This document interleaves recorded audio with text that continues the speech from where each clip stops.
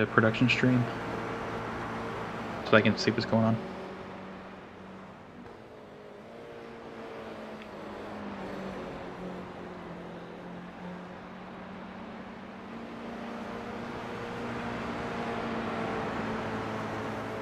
Ah, okay.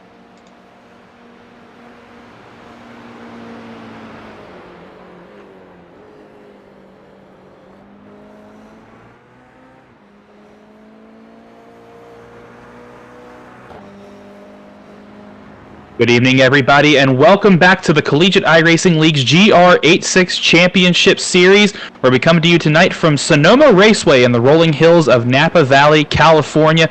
This is a track that's steeped in history in all sorts of motorsports, from IMSA to NASCAR to Trans Am Series, and now our Toyota GR86 Cup takes to these rolling hills and these tight corners and long S's for tonight's race. And we have an exciting show for you all this evening. We're about halfway through qualifying, so hopefully we'll get to see some qualifying orders soon. But this is going to be an exciting race as we are about ready to roll. There you see at the top of the board, Jake Cummings on provisional pole right now out of Wingate University with a 1:47.705 on this 2.5 mile 12 corner racetrack. You see Jack Ritchie right below him, about a 10th off in P2. Ian Brown P3, just about another 10th off of P2 there. So already very tight battle here inside the top three to start on the podium, as we're looking at Jake Cummings right now coming through turn 7. It's a very complex corner. Two separate corners make up turn 7, and now he's going to come down the back straightaway of Sonoma, this quick left, right, S's sector, as you have to keep all your momentum up through this sector to keep to stay fast and to make sure that you get a good run into the last corner of the racetrack. Turn 11, the hairpin, as you see him coming out of turn 10. It's a very heavy braking zone into the hairpin from about 100 miles an hour down to, I'd say, about 35 or so through this corner. So that's going to be a place on track that we're going to see a lot of overtaking possibilities, that we're going to see some late race lunges, and you can make and break your lap just off that corner alone. Going to see if Cummings comes across the line any quicker. Doesn't look like that,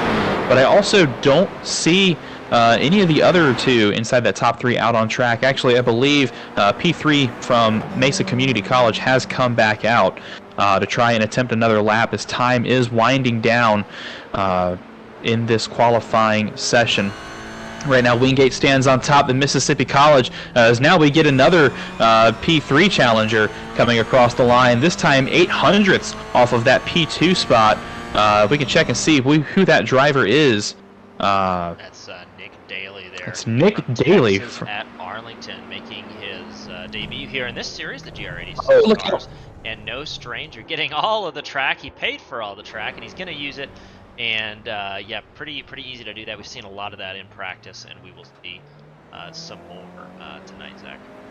That was an incredible drift, going full Tokyo mode there from UT Arlington. Nick Daly had that thing completely saved. If he'd have kept his foot in it, that would have been an incredible corner and one for the highlight reel of the season.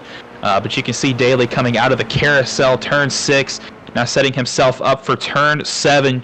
Again, these two distinct corners that make up this composite turn.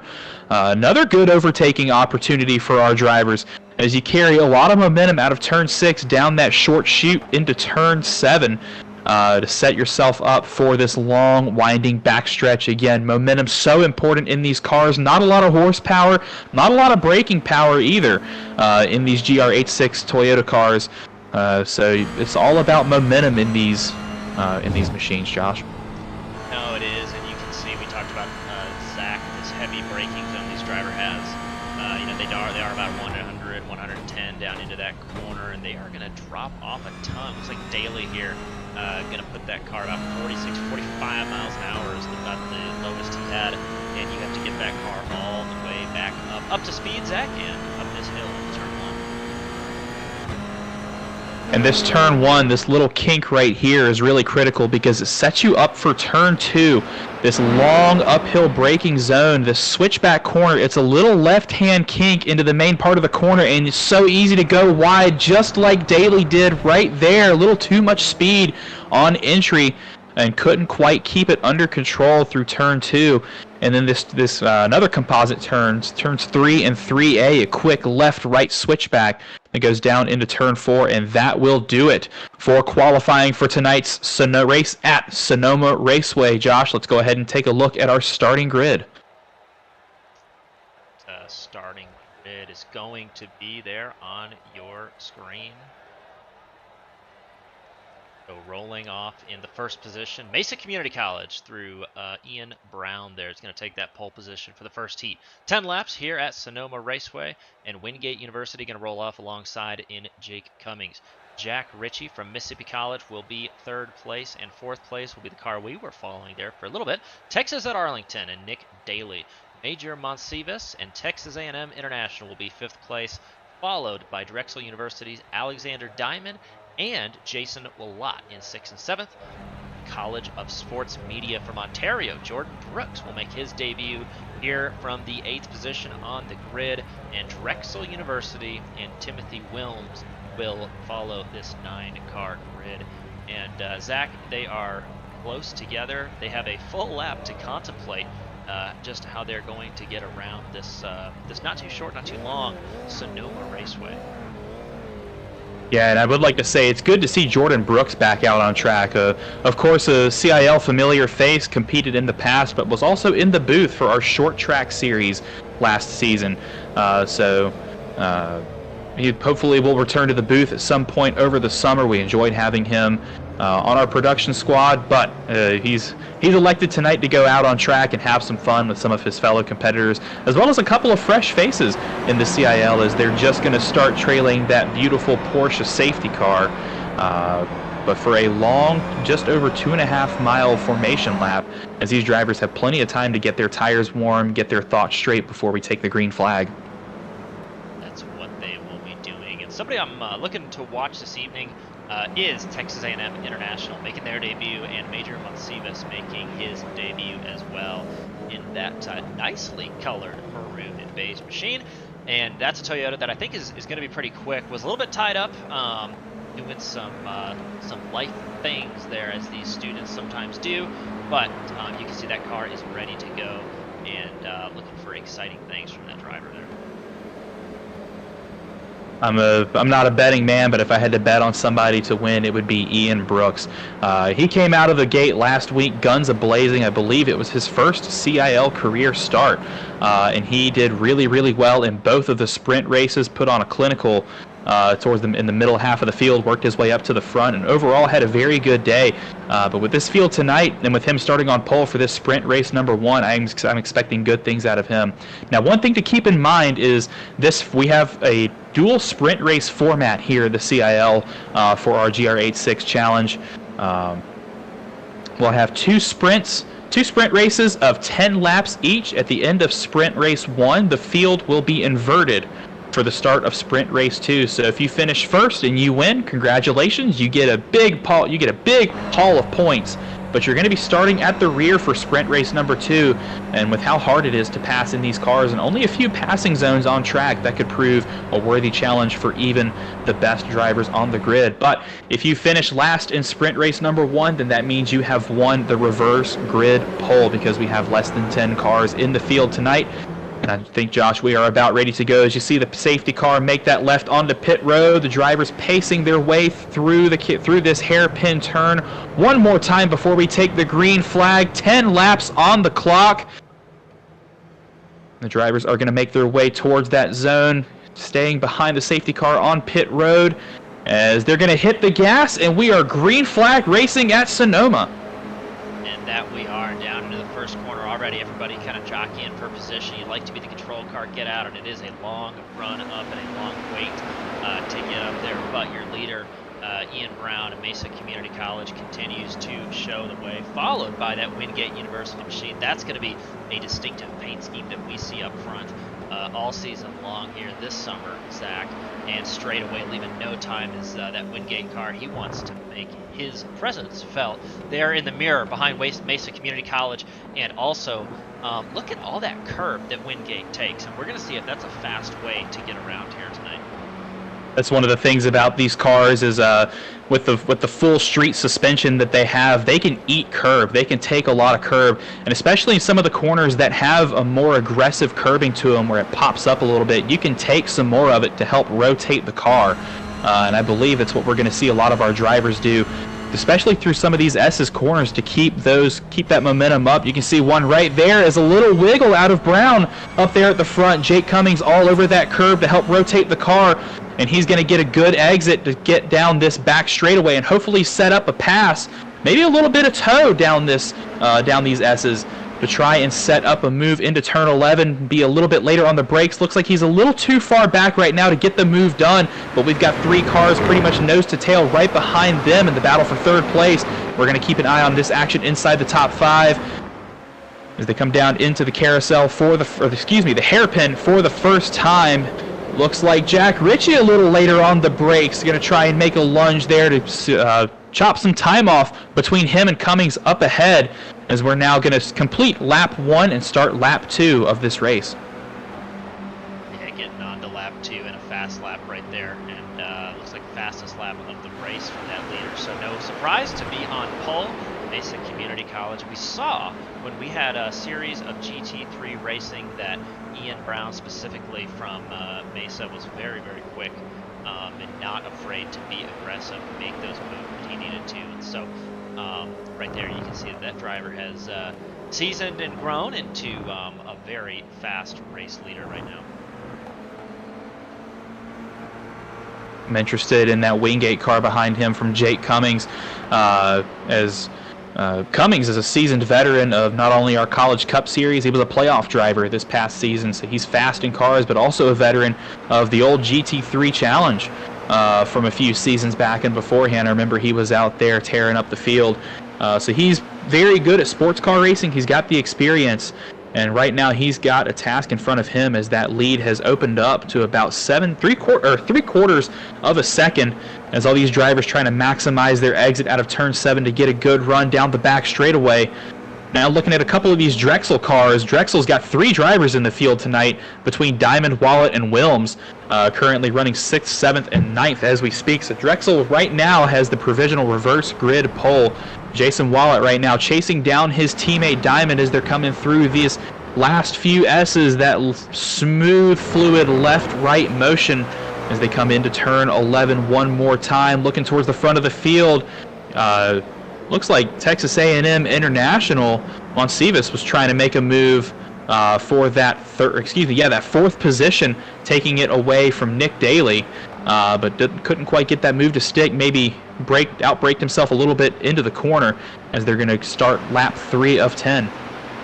Yeah, and it's going to be pretty hard for these drivers to make their way down in that corner. Has a big bit of rotation. He knows how to rotate that car, is Nick Daly up there in Texas at Arlington. But yeah, Major Monsivas and Texas A&M International. And Ian Brown showing that he's just gone a bit off track, a bit wide right there, and still trying to gather that car up. And here, Zach, is a battle for the lead.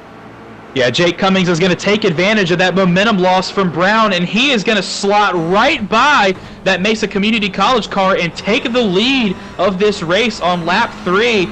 Brown with a little mistake right there coming out of turn 4 into the carousel sector, and Jake Cummings capitalized on that, and now Brown having to defend from Mississippi College behind him. That's Jack Ritchie, who went on the offensive to the outside but couldn't get a move to stick. Great battles right now inside the top 3 from that mistake from Brown, but it looks like Brown is able to retain that 2nd position and get a really good launch out of turn 7 using that inside line again, using that curb to rotate the car to try and eat it, make that car turn, and try and remount an attack to reclaim that 1st position that Cummings stole from him. Going into the carousel, the hairpin one more time. I'm getting these corners backwards. I don't know how. But 1, 2, 3, nose to tail, as it looks like Monsivas has made the move for 4th place to take that away from Nick Daly. What a beautiful move there into the hairpin to outbrake Daly and take that position for himself. Maybe a little Texas A&M sister college rivalry going on right now. You got Texas A&M and the international school going at it for that position right now, Josh. Yeah, back up in the front. This is everything that Wingate University sees out of their rear view mirror. Look at those cars hopping over that curb as they run down now into the corner. This is the break off to get to the carousel, and everybody closing up right on that braking action. Down into the corner now. These drivers are going to have to really battle. As you can see, Monsivas had an off right there and has given back that position, but down into the corner. Will it be room for a move? I don't think so. Mesa Community College is going to have to wait for this one, and tight off the corner. Lots of understeer, and here's an opportunity for the Jack Ritchie machine from Mississippi College. He will try and make that car, and the position is gained, and new second position, Mississippi College, Zach Ritchie to the middle podium spot. Yeah, I really don't think that was a mistake from Brown that allowed that to happen. I think he went really aggressive because Jake Cummings left the door open on the inside, and Brown tried to stick it underneath him, but I think went a little too wide off of corner exit, had to check up just a little bit. And again, with these cars being all about momentum, that killed Brown's momentum, and that allowed Ritchie to go through in that short chute going into the carousel and claim that second spot. So Ritchie has made his way up to P2. Now he's going to set his sights to that Wingate machine up in front of him from Jake Cummings as we're going to start lap 5 of this 10-lap race. So halfway there for these drivers in sprint race number 1 to battle it out for the win and those podium positions. As these top 3 drivers are battling for it, that's now let the 2 Texas A&M sister cars into the mix, as it looks like Nick Daly has gotten by Monsivas again for that 4th position. So lots of trading going on back and forth between these drivers. Inside the top 5 is a massive hop out of Nick Daly right there in that UT Arlington machine, eating all the curb he possibly could. Well, he's trying to take that time out of the lap, and it's working on that tower. You will see that your 4th place driver, Texas at Arlington, has achieved the only purple lap time. And that is the fastest lap time of the race of all of these drivers. And so we know that driver, Nick Daly, he is zooming. And Timothy Wilms has had an off. Timothy Wilms at Drexel University, so he was entering that portion, and I can imagine perhaps what happened right here. Zach, as we go out into the corner, it's very easy to have this issue as you get out and get in that California dirt right here. Car going down into the corner, it's very loaded. He tries to come back off the corner. Let's see how much curb is taken, and it looks like around it goes. Yeah, hitting the brakes. 2 tires on the pavement, Zach, and 2 tires on the dirt. I think that's an outcome that we've seen before, perhaps. And with that halfway dirt and gravel and grass compound, that's going to make your car spin as soon as you touch it on the brakes, as here's a charge coming from Ritchie, looking at the back bumper of Jake Cummings. Couldn't quite get the move to stick, but had the inside line in the hairpin corner. That has now opened the door for Nick Daly behind, Brown behind, to try and make a lunge as he's right up to the back bumper of Ritchie. Ritchie's going to try and outbrake Cummings into turn 2. Can't get the move to stick as a little slip from Brown, and a great corner from Nick Daly is going to put those 2 nose to tail, but Brown gets a great exit out of turn 2 as he's now going to try and chase down that Mississippi College car up in front of him. Jack Ritchie defending and attacking at the same time as Jake Cummings is watching all of this outside his mirror. Look at how close these cars are inside the top 5. Great racing in sprint race number 1, Josh. Yeah, and here they go down into the carousel again. These cars trying to use, I know, a little bit wide for Nick Daly. I don't know if that was planned, but he has left the door a touch open. It looks like defense for now, but has left it open to Texas A&M International, and that is Major Monsivas, who's going to try and make that pass, try and get around. But I'll tell you what, the smallest interval back on that screen right now is to the leader, Jake Cummings, still trying to make sure that he can take this win in Heat 1 home. And yeah, a little bit of lead right there, but yeah, nothing is safe right now, Zach. Yeah, these cars are just so momentum heavy that one little mistake can absolutely ruin a battle, a defense, or an attack.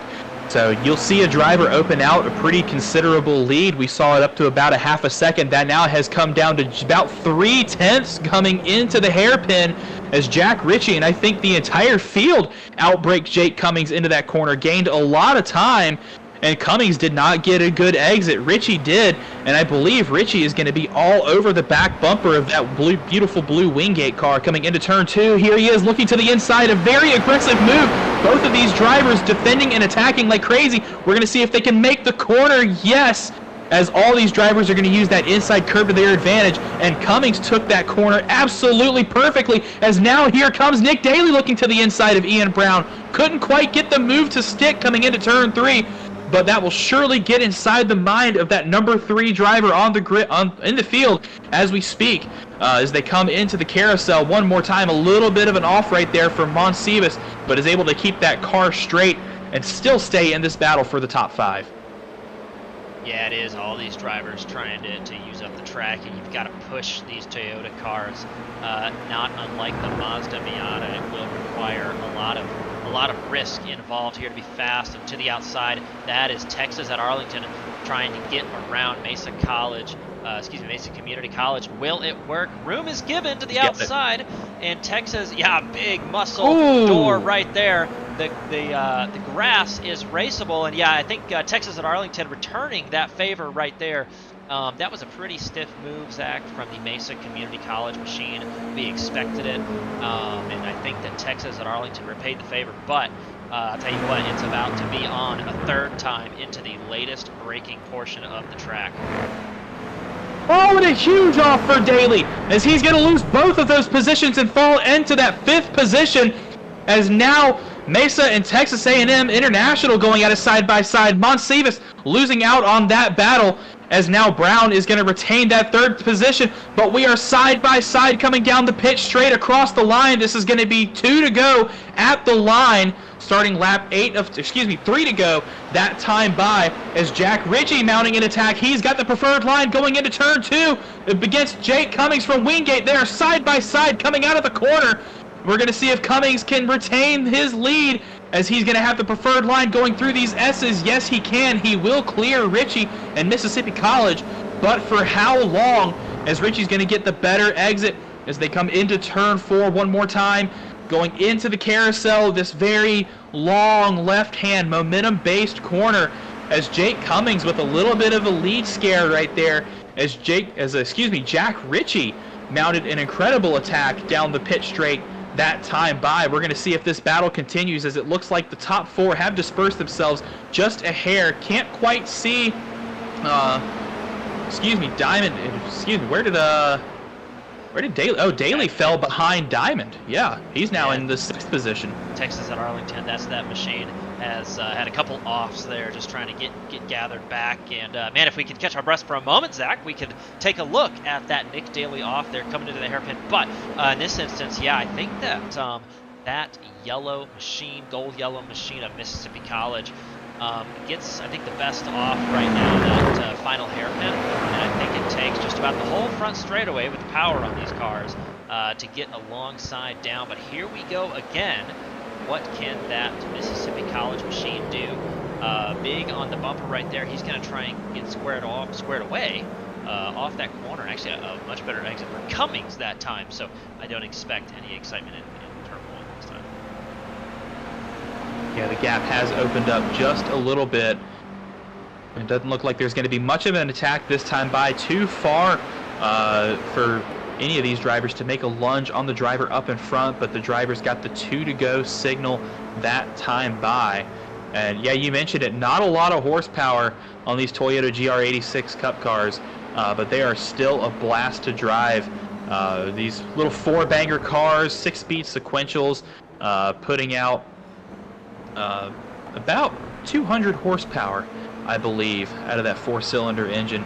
But still a blast to race, and we saw with a couple of those overtakes a few laps ago that you could put the bumper to each other. You can beat and bang off of each other for those positions, and that's the kind of racing that these low-powered production cars sort of encourage, is to go elbows out, to really shove and claim and take that position away, as Ritchie's going to close in just a little bit on the back bumper of Cummings, but Brown outbraked himself into that corner, did gain a lot of time on entry, but lost a little bit coming off of the exit of turn 7. We're going to see how that affects his car and his challenge for the lead coming down this back straightaway as the drivers are approaching the white flag lap. So time is running out for Jack Ritchie and Mississippi College to make this lunge for the lead. You can see out of the back bumper of Jake Cummings, that gold yellow car all in the rear view. Going to take the defensive line is Cummings, and that's going to force Ritchie to go to the outside as he's going to get shoved around. Not quite going to get much done there, as now he's got to worry about falling into the clutches of Ian Brown behind. And as they come across the stripe, you can see Barney with the white flag in the air. 1 lap to go in sprint race number 1. Going down into turn 1, I thought that there might be a little bit of issue for that Mississippi College machine. He definitely did not achieve the crossover move that he might have been looking for, but coming down here, I think he's going to try and make that move in the final half of this lap. He's got position right now, Zach, but he can expose himself if he doesn't make that pass cleanly, because we know that Wingate is going to be pretty fast and pretty keen to come back on the attack right in that transition. So here I think Mississippi College is going to try and work through the S's, and actually a little bit far back right now as these drivers go through the carousel. Yeah, he likes that shallower line. Ritchie does down into the corner, but Jack Ritchie right now biding his time and looking for the appropriate time to jump around that blue Wingate machine. Time is running out for Mississippi College. Jack Ritchie all over the back bumper of Jake Cummings. Not outside the realm of a bump and run going into turn 11. All three of these drivers getting good exits out of turn 7. One more time down the back straightaway through this long flowing left-right sector. Everything on the line for these two drivers. Who's going to be later on the brakes? Who's going to get the better exit out of the hairpin? Who's maybe going to shove the other out of the way? Here's a great run from Jack Ritchie on the back bumper of Cummings. Might lean on him coming into the corner. Cummings goes defensive. Here's Ritchie looking to the outside. He's later on the brakes, going to take to the outside. They are side by side as both of these drivers lose it. Here's Brown to the inside, going to take that second position as Ritchie loses out, but it is all Jake Cummings who defended perfectly against that move, and he will win sprint race number 1. Ah, man, what a good move, and I think that was probably what everybody had to do. We know that those two drivers from Wingate and Mississippi College have competed against each other well before, and so they have a good chance. In fact, Nicholas Daly and Texas at Arlington did make his way around to do that. So did get that position there, and these drivers will have a 5-minute warm-up to collect themselves, catch their breath, and so on. But yeah, Zach, I think that was probably the best that Mississippi College was going to do on the outside there. It's pretty hard, unless you wanted to really stick it down and run the risk of nosing into the tires there on the inside. I think that was probably the best result there, and good on Jake Cummings. He had about 7 laps of defense there that was pretty fair and pretty difficult to get around, I think. Yeah, and despite these cars' abilities to really lean on each other and push and shove around, you said it best, clean racing between all of those drivers in the top 3. Nobody made a filthy move. Nobody made any moves that the stewards were going to have to look at. Just good, clean, respectful racing from our drivers inside the top 3 there. I believe we've got Jake Cummings here in the waiting room from sprint race number 1. Let's say a big congratulations to Cummings and Wingate University on your sprint race 1 win. Congratulations. We were just talking about your defensive masterclass out there, but you really waited for those moves to come to you. Kind of take us through the cockpit, or take us through the sprint race number 1. What was it like from inside the cockpit of that 8.6 car? Yeah, so hang on, let me gather myself real quick. It's a bit hot in my room. Yeah, I felt kind of bad that I didn't get pole there. I saw that Ian had just pit me, and then I saw that I didn't have enough time for another lap because I'd messed up the one that I was currently on, so that kind of stunk. But then starting next to him, I knew I just had to fall in line with him, and he seemed to be making a lot of mistakes that the turn 1 and 2 complex, and then I was just waiting.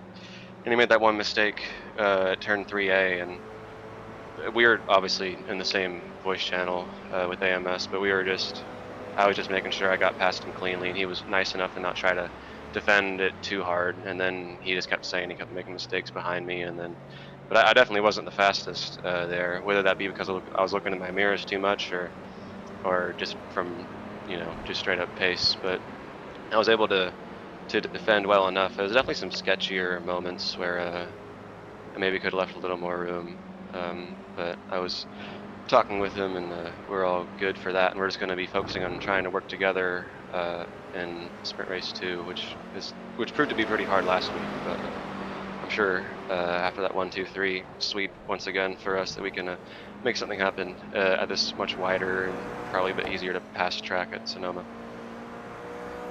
Yeah, Jake, congrats on the strong first heat there, and seems like everybody was climbing over curbs as much as they can. But I think my question is there pace to be had as you let these cars run wide onto that sandy gravel? Definitely not. This car just really hates it. I don't know why exactly. You can touch it a little bit if you're already going straight, but if there's any sort of angle that you're giving the car, it wants to suck you in, which is an iRacing thing in general, but it's just a bit different in these cars because, it can just spit you right into a wall immediately and you have no chance to save it. So it's definitely something I was trying to be careful of, because I made quite a few mistakes in practice as well as a lot of other people, and I just knew if I kept it on the road, I'd have a pretty good chance, because these cars demand 100% out of you every single lap, but one little slip up, you go just a little over 100%, and you're paying a pretty big price. So yeah, I was lucky for that not to happen, but I will be passively aggressive in this next race to try to stay on track and pick up pieces. All right. Well, I think that matches our visual data up here. Congrats again. Good luck in the second. Thank you. Passively aggressive, he says. I like that. I think that's how you have to race these cars. Just thinking back to his lunge for the lead, he waited for that moment to come to him for either a mistake or an open door or a well-timed maneuver. Patience is the key to making these cars work due to the nature of how they race. But you have to take the chances that are given to you. You have to be aggressive on the brakes and on the throttle because it's all about momentum. But yeah, I'd say he nailed it exactly on the spot with the theme of what we saw there in Sprint Race 1. Yeah, he did, and these cars, again, he mentioned the margin for error is pretty small, and it usually is in these fields, but he had a point that there's not a lot of power. This car is very momentum based, and so the key there is, yeah, you're gonna have to be opening up the corner, the steering wheel as much as you can on exit, making sure you're getting in the corner, making sure you're spending the maximum amount of time on throttle. Well, our warm-up session has concluded, and we're going to start sprint race number 2 momentarily. So let's get a look at our starting grid for our second and final sprint race of the evening. Looks like Timothy Wilms from Drexel University will start on pole after his slip-up in sprint race number 1, so a little consolation for him as he's got his teammate Jason Wallet right beside him, also from Drexel, starting P2. Second row is comprised of Jordan Brooks from the College of Sports Media from Toronto, Canada. Alexander Diamond from Drexel will be the third car in the top 4 for Drexel's program this evening. Nick Daly from UT Arlington starts 5th. Major Monsivas from Texas A&M International will start in the 6th position. Jack Ritchie, 3rd place in sprint race number 1 for Mississippi College, will roll off 7th to his outside. Ian Brown from Mesa Community College, our runner-up in the first sprint race. And Jake Cummings, he won the first sprint race, so he will start from the rear for sprint race number 2. And I think, and you heard him talk about how much of a hill this is going to be to climb, especially after last week. You saw the drivers that started in the back really struggle to make their way forward with how difficult it is to make a move stick in these cars. So you got to hope some of these front runners that didn't do so well in sprint race number 1 make some mistakes so you can get by them. But this is also a huge momentum boost for the guys who didn't do so well last time, that now they have a good starting position up front, and now they've got something they can work with for sprint race number 2 to try and secure some more points. Yeah, and I'm pretty excited to see these drivers up front. Jordan Brooks kind of found his rhythm there at the end of that race, as did a couple of these Drexel cars. And so I'm interested to see especially Jason Willott. We've seen pace from him in a lot of different vehicles over the past few seasons, so very interested to see what of kind of the top 5 cars make the most of the current situation, Zach, and then surely, you know, who the back here will make their way forward. Yeah, I would be really surprised, you know, if Jack Ritchie and Jake Cummings are able to put those cars forward for their universities, or all the way forward at least. I'm sure they will make up some positions. I'm sure that there will be a little bit of calamity hub here at the front as we've inverted the field fully in this instance. I'm sure there will be some excitement, so staying clean is always the theme, and will be no different here. And yeah, those drivers are going to have their work cut out for them as they move forward. But Zach, I think we're coming into the final corner here, and that Drexel University front row lockout is going to bring us to that first lap. Yep, it's Timothy Wilms and our Daytona 250 champ from the College Cup Series, playoff driver and Rookie of the Year, starting out front, as it looks like the drivers are going to get ready to hit the gas. Drexel with a big advantage in sprint race number 2. Let's see if they can pull home some big points, as the drivers are going to be a little late on the gas, waiting for Barney to throw the green flag. But we are racing in sprint race number 2 here at Sonoma, and already Nick Daly makes it 3 wide, as it looks like possibly 4 for that 3rd position, as the 3 Drexel drivers went 3 wide for just a little bit. But they might get it sorted out into turn 2, and Nick Daly has lost a lot of positions, as they are still 3 wide between them at the back of the pack. That's Nick Daly and Jordan Brooks going at it for position, and a few other drivers, Richie, involved in that as well. And wow, already a lot of action off the start, as here's Richie looking to the inside of Brooks. He's going to make off with that 6th position.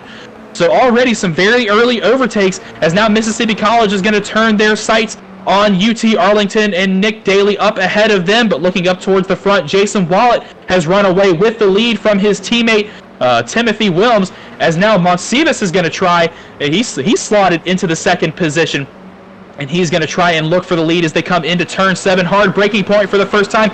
A switchback from, I believe that is Brown, trying to go on Diamond, as Diamond makes contact with Monsivas and goes around in turn 7. Not a good start for him at all. Monsivas with the outside line there, and it looks like Diamond may have outbraked himself into turn 7. Those 2 cars made contact, and unfortunately that sent Diamond into the shadow realm in that runoff area of turn 7, as now Monsivas and Brown going to look to make it 3 wide for the lead. Both of them got great exits out of turn 7.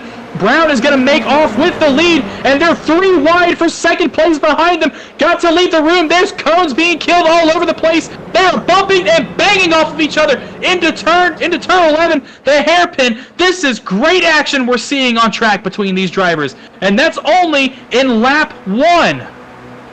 Yeah, we knew the invert was going to be rough. These drivers going up the hill now into turn 1. Your current running order is Ian Brown, Nick Daly, Jack Ritchie, also known as Mesa Community College, Texas at Arlington, and Mississippi College there, that final step of the podium. But he's got to defend it from who other than Wingate University. Jake Cummings filling that mirror, and he's going to try and get around and do the best he can up over the curbs. These drivers go, and we talked about who can move forward, but Wingate University has moved up into that 4th position. Great job on them. It only took them 1 lap, and here we've got a little bit of trouble as Nick Daly moving across. He's going to take that defensive line there from the Choctaws of Mississippi College. Late braking into the corner. We know that the Choctaws like to be on the inside right here. Ritchie is going to have an opportunity. Let's see if he can get off the corner. I think Daly had to lift right there. Now Daly under fire from Wingate University as well, and not much to do here, Zach. And now Jake Cummings is going to try and crack his way into the top 3, that last podium position here on lap 2 of sprint race 2. And he will with that inside line of turn 7. However, it looks like Daly might have gotten the better launch out of turn 7 down the backstretch. He was all over the back bumper of Cummings through the first couple of S's there, but has backed off just a little bit, going to try and use the draft and maybe some momentum to make a move. Here he goes down into turn 11, a little wide out of turn 9, and he now Daly, oh, excuse me, that was an off right there for Jake Cummings, as all of that preparation went to waste for Cummings as he went wide, touched some of that grass, and went off in turn 10, and he will slot back into the 4th position. That lets UT Arlington's Nick Daly through for that 3rd spot. Still no change in our first 2 spots, Josh. Yeah, those drivers going ahead. Look who's got clean hair and purple lap times. Mesa Community College. He is zooming up at the front, Ian Brown. But we know that pretty quickly Mississippi College would be on the scene. I would expect both Wingate and Texas at Arlington, and we might have a little kind of 4-way tango for the lead right there. But yeah, a lot of excitement, and the invert usually provides that, Zach. It's a good opportunity for these drivers to make it through, and it really separates the how can you be passively aggressive? I don't know, I saw a lot of aggression there, just trying to get through as we saw 3 wide. I think that start really set it off, where the Drexel University cars chose not to increase their speed, I think genuinely, before the green flag was thrown on that rolling start. And so with that in mind, yeah, the back of the field kind of knew where they were, and maybe they thought they were going to anticipate the start a little bit more than they did. And so that's where we saw that kind of bundle, and suddenly we were going into turn 1 3 wide. And that's a strategy that a lot of drivers will use, because you can hit the gas at any point after the safety car leaves the track surface, all the way up until the flagman, Barney, throws the green flag, and they waited up until the very last second to hit the gas and go. That's a strategy that you can use to really get in the heads of some of those drivers around you. A lot of them are kind of already preloading the throttle, getting ready to launch, and then they're sitting there waiting and waiting and waiting and waiting, as now we have a battle for 2nd place. Here's Nick Daly looking at the side of Jack Ritchie as they come across the stripe to start lap 4 of 10. Daly's going to have the worst line through this dogleg sector of the pit straight, and he will lose out on that position going into turn 2, but will get the better exit maybe and try and relaunch an attack by the time they get to the carousel. But yeah, a couple of things. Number 1, from the stewards, that lap 1 incident between car 41 Monsivas and 49 Diamond. That incident was noted. No further investigation necessary out of our live race control stewards. But also, looking at this battle on track, the gaps may seem a little large at the moment, but if we've learned anything from sprint race number 1, those gaps will surely decrease soon in about a half a lap or so here. Yeah, these drivers trying to measure themselves patiently, and it may not be time right now to absolutely give it everything. As for that incident going into the corner, yeah, you know, it is a bit tricky right there, as those drivers were all over, kind of getting in. I think it was Diamond who was there in that corner. But yeah, Zach, I mean, I don't know what there would be if you to say outbraked, maybe to put it generously. Probably his eyes were diverted to one of the many cars surrounding him, and straight away, yeah, then it was time a little bit too late to get on the brakes. We're going to take a look at this incident. Of course, lap 1, Diamond and Monsivas going at it.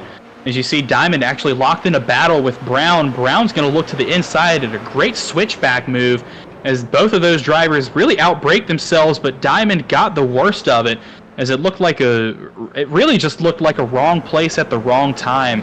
If Monsivas wasn't there, Diamond would have been completely fine.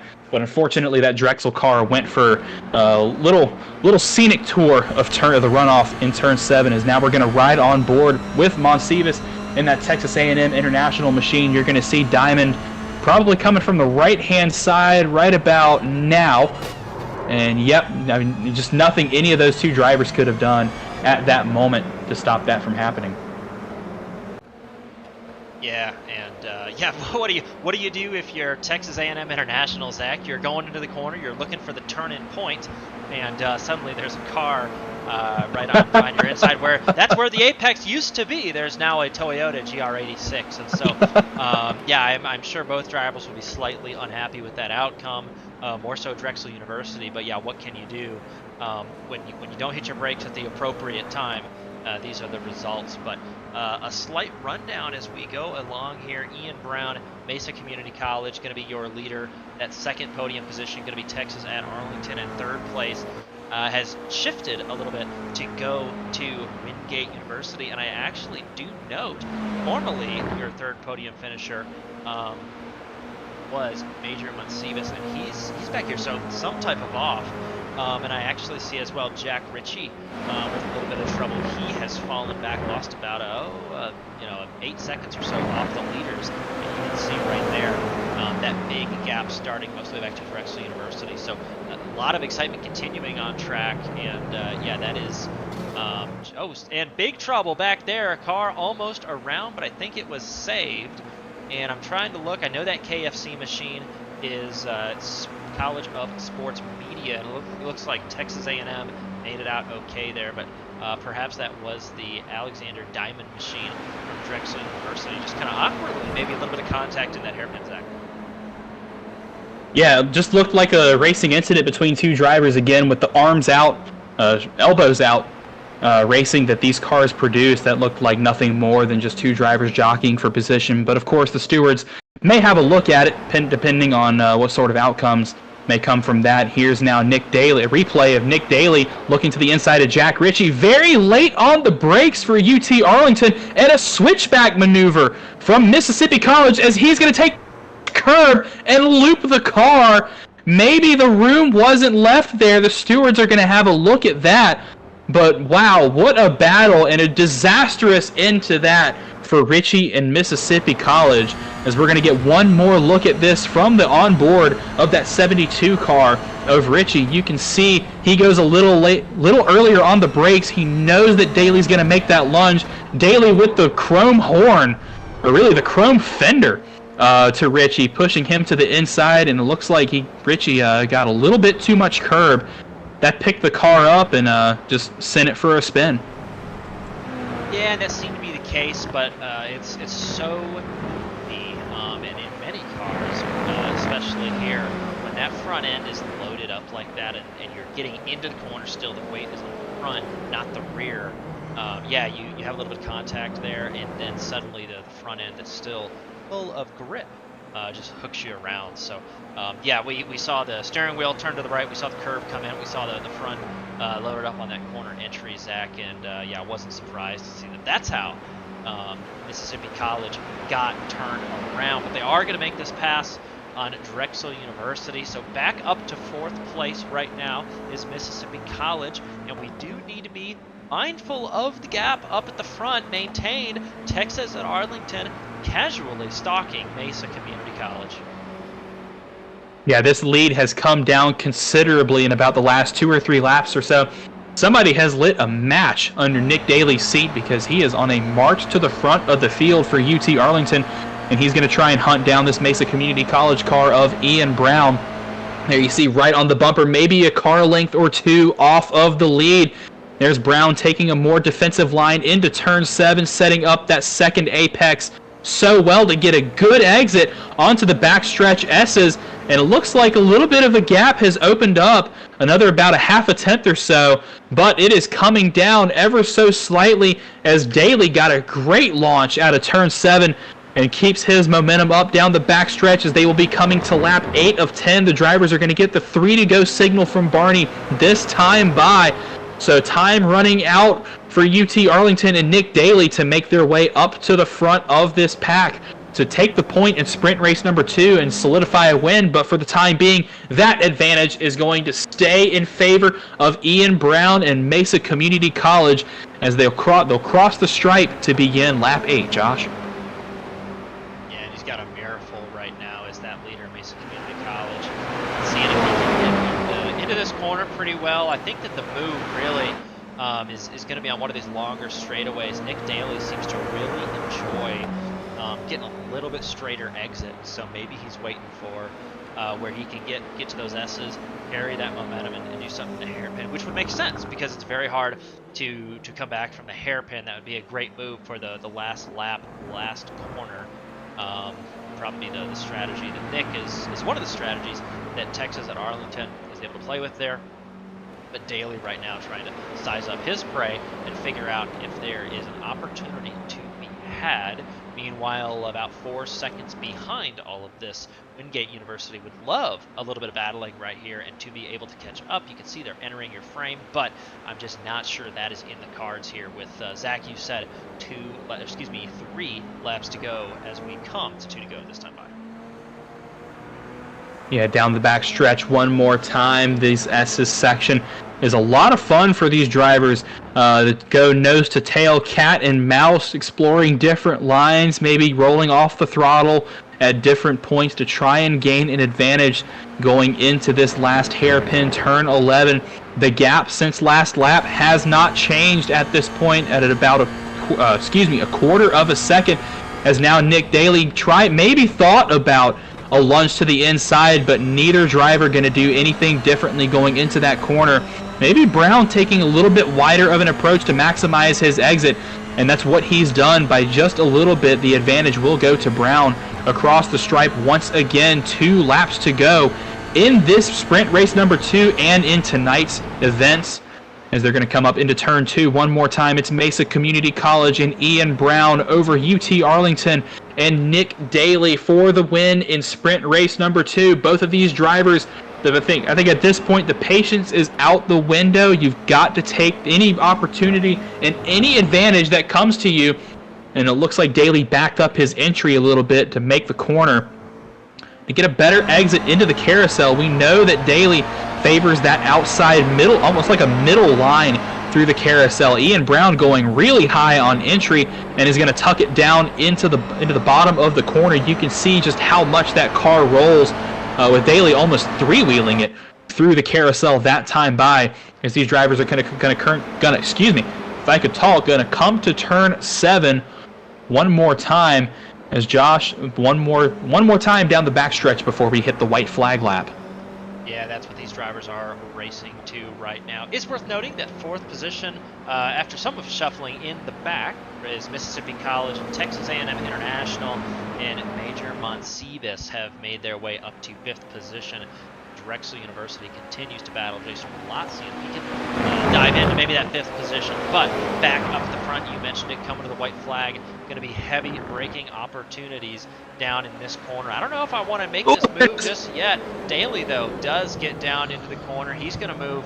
Don't know if it'll be a move under braking, but now look at the advantage. An opportunity on the outside. Can this move come to fruition in turn 1? Don't think so. Yeah, and it was going to be a pretty tough lap to defend there, but back to the inside. He'll look to see if he can go around, and Nick Daly right now, he's playing chess. He does not, Zach, want to make this pass yet because he does not want to defend very much at all. He's going to wait to make his move.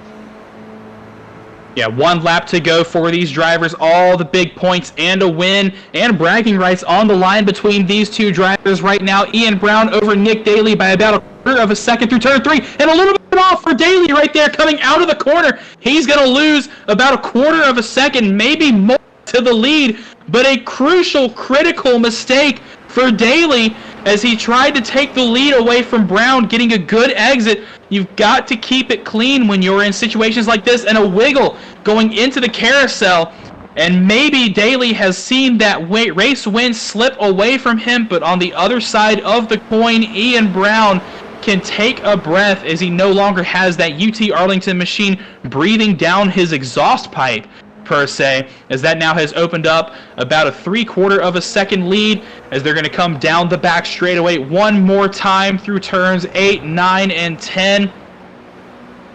Mesa Community College and Ian Brown have done everything they needed to run an almost perfect race, making their way up from the back of the field to the front.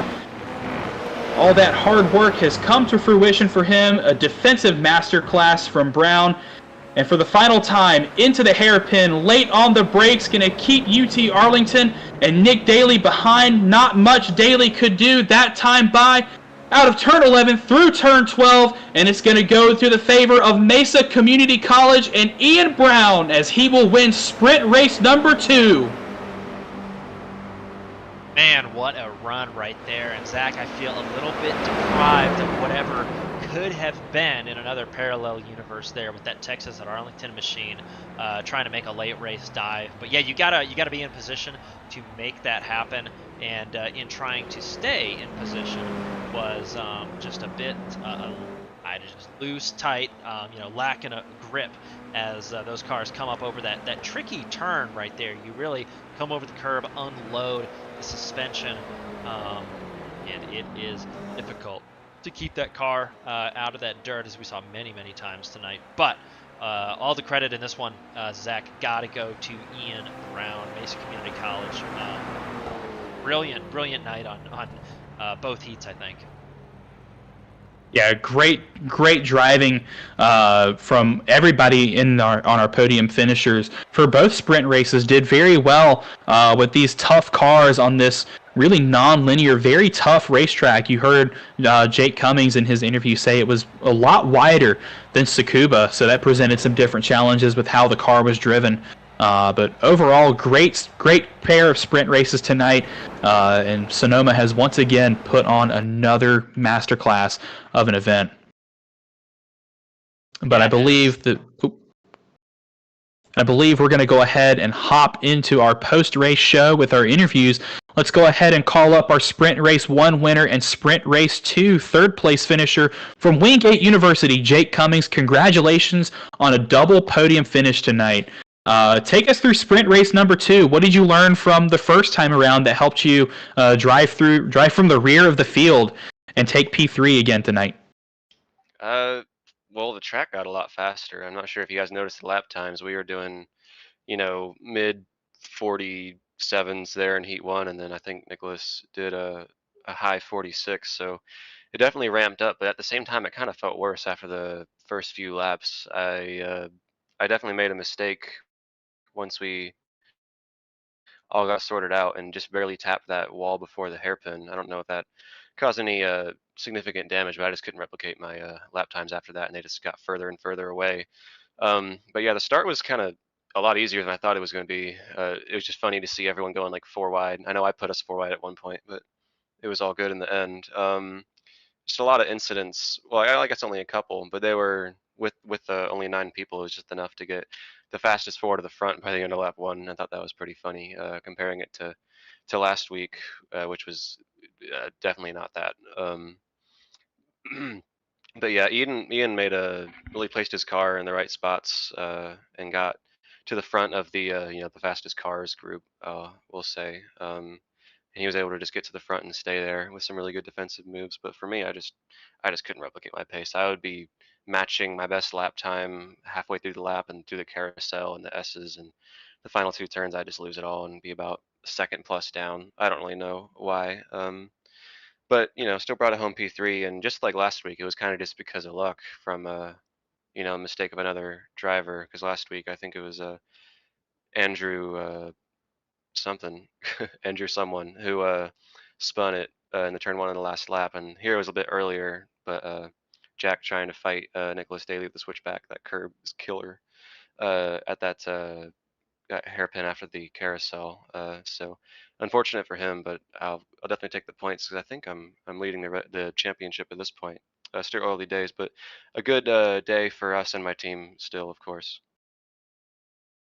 Yeah, and the start was what caught my attention the most, I think. Was it simply that the leaders probably didn't anticipate the green in the same way that the rear of the field did? Because after that invert, yeah, all 5 or 6 of you agreed on about 3 or 4 wide in the turn. Yeah, that was really weird. I don't know why whoever was bringing us to green for Heat Race 2 waited so long, because once the green flag comes out, you've lost all your advantage when you could have gone as soon as you get out of the hairpin, really, and then you can get quite a gap. So really jumbled us all up and sort of set the stage for that crazy first couple laps, but first lap especially. It looked funny from my POV because I was at the back of it all, and I was able to set things up really well and get underneath a lot of people and just kind of cruise by on the inside. And I'm kind of upset I made that one mistake, but Nicholas had a whole lot of pace, and how mine fell off at the end, I don't think I would have been able to hold him off. But I was glad that Ian was able to at least. Oh, very well. And is there anybody before we that you give a shout out to? I really need to start thinking about answers for these a little sooner. I never know what to say.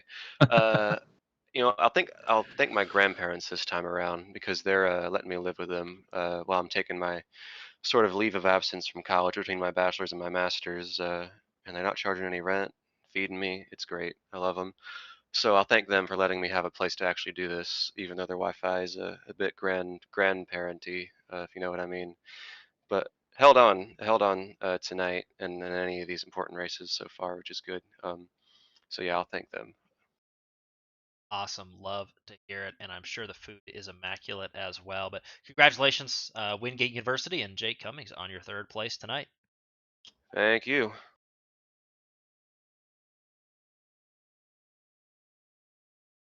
That was Jake Cummings from Wingate University. Man, what a deal he's got with his grandparents. So, Grandma, Grandpa, if you're watching tonight, can I come live with y'all too? I would really appreciate rent and food. But that is going to take us into our second place finisher tonight. Nick Daly from the University of Texas at Arlington. 2 good sprint races out of you tonight. Congratulations on your podium and second place finish in sprint race number 2. Take us through the battle for the lead, how you kind of charged your way up through the field, made it to the back bumper of Brown, and then just a little mistake let it all slip away from you. Kind of take us through that battle for the lead. Yeah, man, that was some good racing in that second race. I was trying my best to get around Ian, but yeah, it's tough to pass around here. There's a lot of turns and not any long straights. So even if you get a little bit of a run, it's still hard. You pretty much just have to send it on the brakes and then hope there's no contact. But yeah, overall, good race. Yeah, and I think in Heat 1, you and Ian had some contact as well down at the other end of the circuit. Are these cars? We know they're more physical than the Formula C cars, the F4 cars that we've raced previously. But is that more to your liking, or do you prefer maybe racing with some more tact? Yeah, I'd much prefer the Formula cars. They just react so much quicker. This GR86, it's a fun car to drive. I don't drive it a lot, so it's taken me a little bit to figure out the balance of it. The understeer, like on throttle, corner exit, it was just understeering so bad that a lot of times I just have to lift on exit just to get the car to turn. And then on entry, you can get the car to rotate really nicely, but you can also over-rotate it. And I had like almost half spin in the first race, and then I went off track. But yeah, it's kind of difficult to get a handle for it in a short amount of time, but I started figuring it out towards the end. I think we would have to agree with that up here in the booth. And before we let you go, is there anybody that you want to thank tonight? Yeah, shout out to UTA Racing. Shout out to you guys for putting on a great broadcast. And thank you to all the viewers for watching. Very well. And yeah, congrats again, UTA and Nick Daly on a really fun and a really good 2 heat races tonight. And that is going to bring us to the man of the hour, Ian Brown. Congratulations on your Sprint Race 2 victory. What a defensive drive you put up in basically the entirety of that second sprint race, with Nick Daly and a couple of others breathing down your neck for a majority of that race. I'm going to ask you the same question I asked the other 2 guys. Is take us into the driver's mind during that race. You know, your charge up to the front with all the 3 and 4 wide chaos at the start, to assuming the lead, and then have to play park the bus up at the front, for lack of a better term. Yeah, I was a little disappointed after the first race because obviously I got pole and made a couple of mistakes and ended up finishing second. But I knew I had the pace, so I was just trying to get through clean. I actually had this kind of half mistake in that first turn, and then by turn 2, I knew my braking point was late there, so I was like, I'll see what I can do, and then managed to get into fourth. And then later on in the lap, I got into second, and by lap 2, I was leading, and I knew I got to the front pretty quickly, so it was just about managing that gap. I think I had like 9/10 of a second in the lead, or like 1.2 at one point. And me having that little cushion is definitely what kept me in the lead.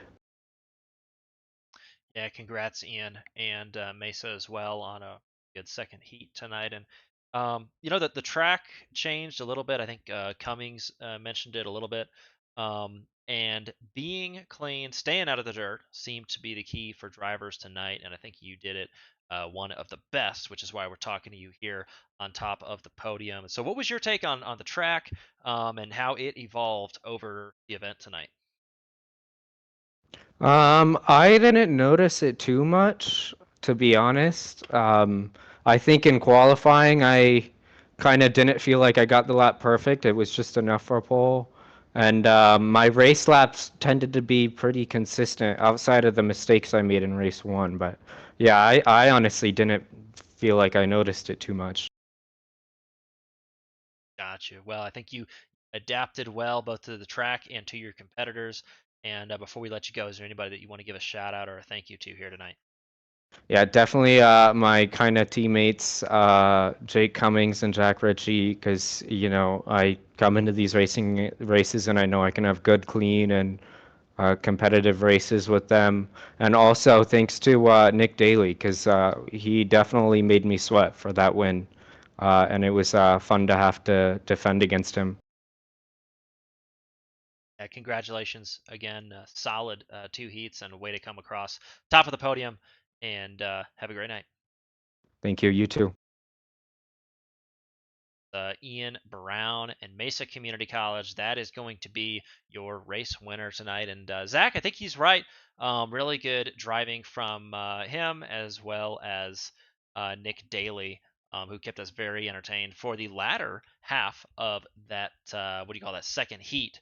After quite the lap 1 shenanigans, where everybody tried to go for. Yeah, and it was a smaller field, but no shortage of action tonight. In both of those sprint races, we had action all up and down the running order from the start of from the drop of the green flag to the checkered. There were battles for position, there were mistakes, there were offs, there were slips and spills. Just a great race overall between both of our heats tonight.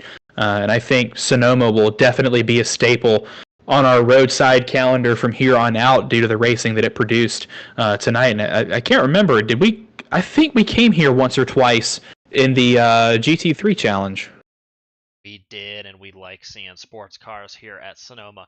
One could contend for the FC cars. The FC cars respond a little bit better to the draft, so that's going to turn that S's section that you see right there. You talk about Nick said it's very hard to get a run out of there. Nick Daly, well, coming back here in the Formula C cars, those F4 cars, would turn that into a pretty nice passing section and make the carousel pretty exciting as well. So never say never, Zach. I agree. I would sure love to see a return. I sure would love to see this track return to the CiL in the future. But yeah, great racing overall. But I think it is time for us to look at our final finishing results for sprint race number 2 tonight.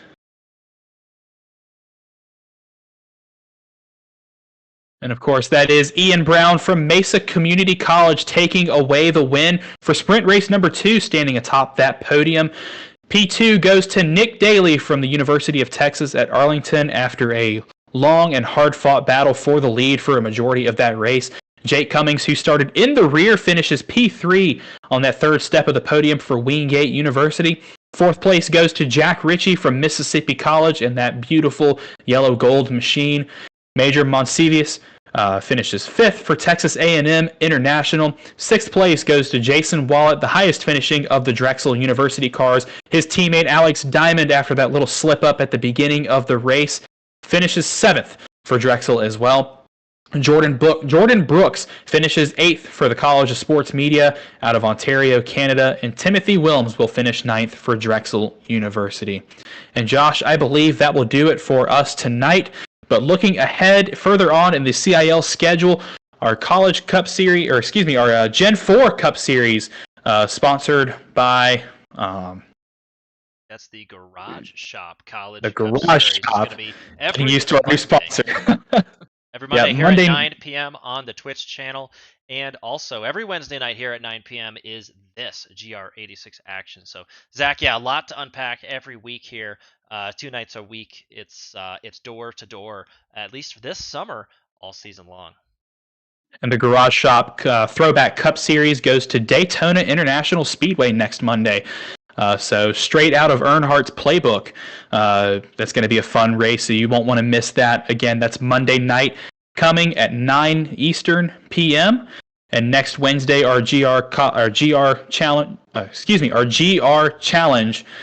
is going to go to Charlotte Motor Speedway at the Roval, and that's going to be a night race as well. So we'll turn the headlights on in these Toyota GR86 production cars and go racing under the lights at Charlotte. And again, that is next Wednesday in 1 week's time at 9 o'clock Eastern. So 2 races to look forward to next week. And until then, we are going to wrap it up. That'll do it for us and for the CIL this week. And so on behalf of all of us here at the CIL, of all of us up here in the booth, we want to thank you for tuning in to tonight's Sonoma Twin Sprint in our GR86 Challenge. And until next time, stay fast.